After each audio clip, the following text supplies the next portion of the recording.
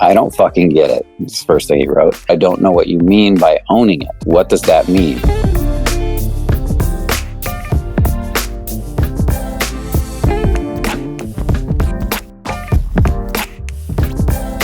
This one's from Eddie Berrigan. I don't fucking get it. It's the first thing he wrote.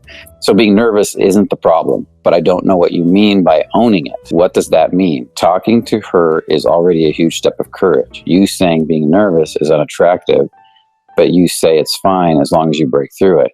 But how do you do that? Okay, great question, Eddie.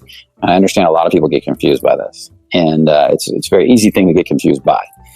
If you walk up and you're really nervous, and you're disconnecting from your emotions and your feelings because you're so nervous, imagine you have 100 circuits of energy. And if the majority of your circuits are invested in worrying about how nervous you are, you're going to be unattractive.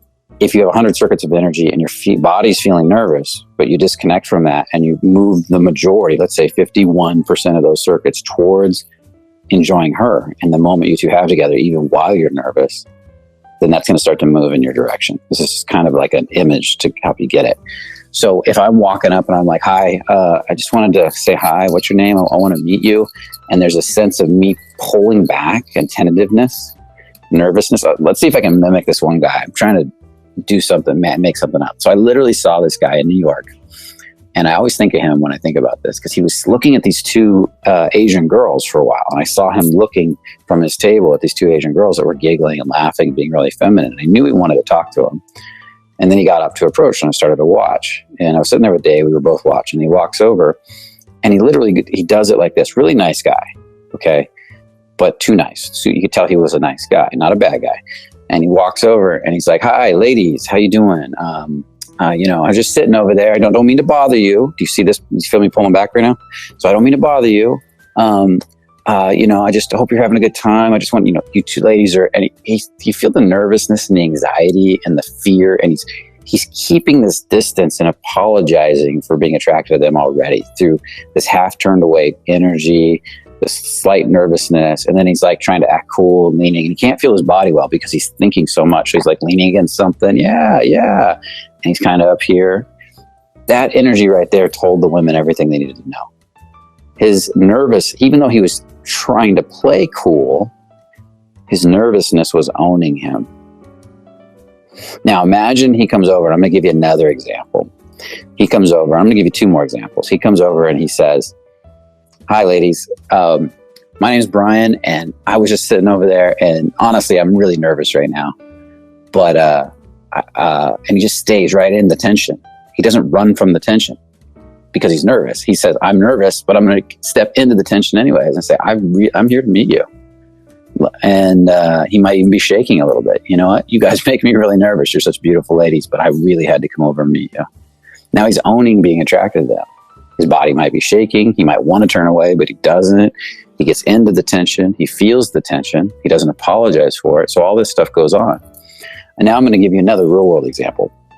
I had a friend of mine once. We were in Target, and he's really good with women, but he saw this woman that for some reason struck him as way beautiful. And he was just like, she was beautiful. And he was like, I got to go meet her. And he walked over there and I saw him go to shit. Like he literally got so nervous. He was suddenly shaking. His lip was shaking. He was shaking. And he walks over and he goes, excuse me, I just wanted to tell you. And it was going to shit really fast because he's like, excuse me, I just wanted to tell you. And his voice was quiet. He was shrinking his energy. He was playing. She's a big energy. And his energy was really small. And he was kind of shrinking down. He's not a small energy guy normally. So this is who he was being in that moment because he was scared. He was shaking a little bit. He caught himself halfway through when he was saying hi to her. He caught himself halfway through, and right in that moment, he goes, "I just wanted to say to you." And she was texting on her phone, and going, "Yeah," kind of ignoring him. He stops, takes a breath. In that moment, he goes, "I just want to say to you," and then he goes, "Look at me," and she goes, "What?" And he goes, "Look at me. I'm fucking terrified right now. I think you're beautiful. My lip is shaking. I'm shaking a little bit." But I had to come over here and say hi to you. My name's John. And right there, boom. He took that shrunken energy and raised it up. his shaking didn't go away. His nervousness didn't go away. He stepped into it and started owning it and didn't apologize for it anymore through his subcommunication. And that's what changed everything.